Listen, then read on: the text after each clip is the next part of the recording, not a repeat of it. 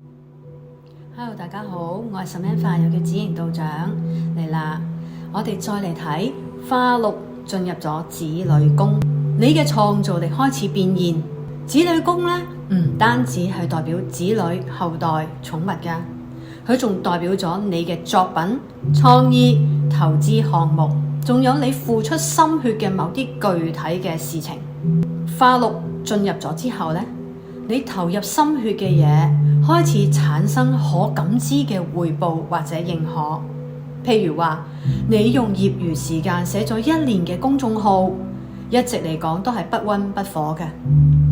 咁喺2026年呢，可能因為你某一篇嘅文章突然之間爆發，俾一個小圈子認可，帶嚟一大批真誠嘅粉絲，甚至可以接到第一個有回饋嘅約稿。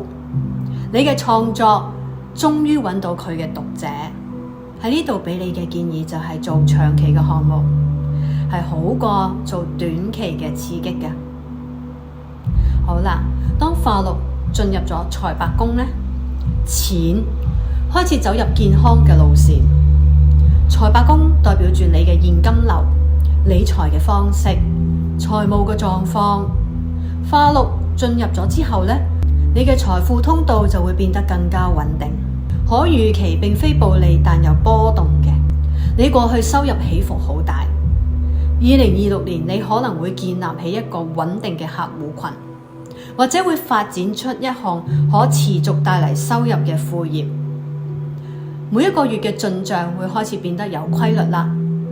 你對於我能賺到錢呢件事喺心裏邊有底啦。喺呢個時候，你應該選擇咗一啲係長期有錢賺嘅方式，而唔係我試下賭下一次翻身啦。